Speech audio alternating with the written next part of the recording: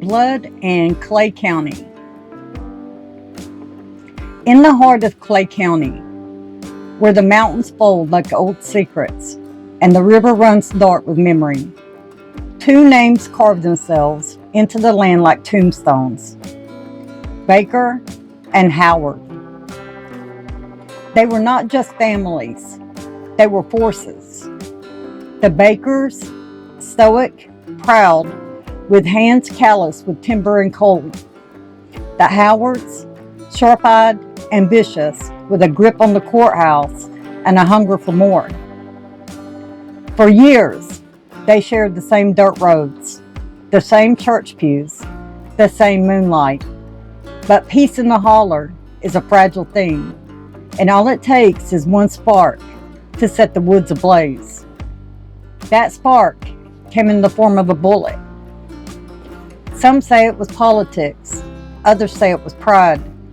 But when Tom Baker fell in the street, his blood soaking into the clay, the feud was no longer whispered, it was shouted in gunfire. The Howards claimed justice, the Bakers cried murder, and the Hills, ever watchful, held their breath. Men took sides like it was scripture. Neighbors became enemies, and kinfolk turned cold. The town of Manchester became a battlefield. Courthouse steps echoed with boots and threats, ambushes in the dark, rifles hidden beneath coats, a judge gunned down in broad daylight. The law was a ghost, and vengeance wore a familiar face. Mothers wept behind shuttered windows. Children learned to flinch at thunder, unsure if it was weather or war. And through it all, the mountains stood silent. They had seen it before, and they would see it again. By the time the smoke cleared, the feud had claimed more than lives.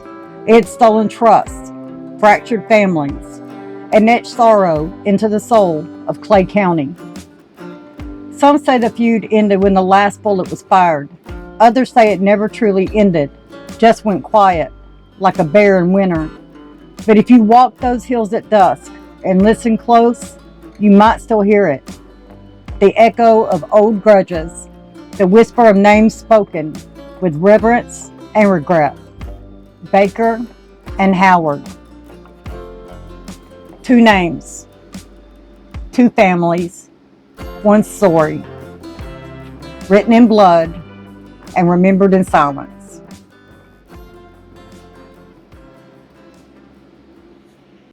The War in Rowan. In the wooded hollows of Rowan County, where the trees lean in like eavesdroppers, and the air carries the weight of old prayers, a war was born, not between nations, but between neighbors. The names were Martin and Tolliver. Two families, two flags, and one county torn in half. It began with politics, but it ended in blood. John Martin, a man of quiet conviction, stood for the Republican cause.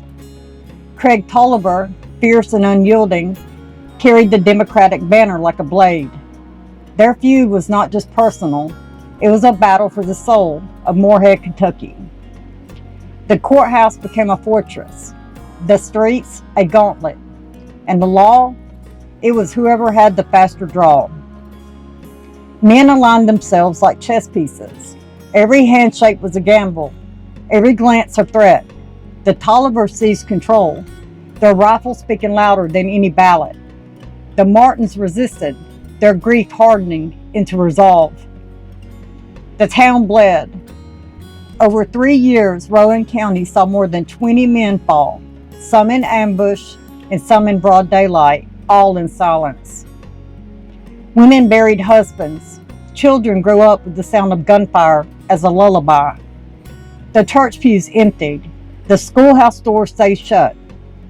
And the mountains, ancient and unmoved, bore witness to it all. It wasn't just a feud, it was a reckoning. When Craig Tolliver was finally gunned down on the steps of the courthouse he once ruled, the war began to fade. But peace did not come easily. It came like winter, slow, bitter, and full of ghosts. The Rowan County War left scars deeper than any grave. It taught the hills to whisper caution. It taught the people to count silence as a blessing. And though the feud is long buried, the land remembers. In the hush of dusk, when the wind moves through the trees like a hymn, you can still feel it, the tension, the sorrow, and the echo of war, fought not for glory, but for control. Martin and Tolliver, two names, one more, etched into the bones of Kentucky. I hope you enjoyed these two stories on two feuding families. Have a good day, guys.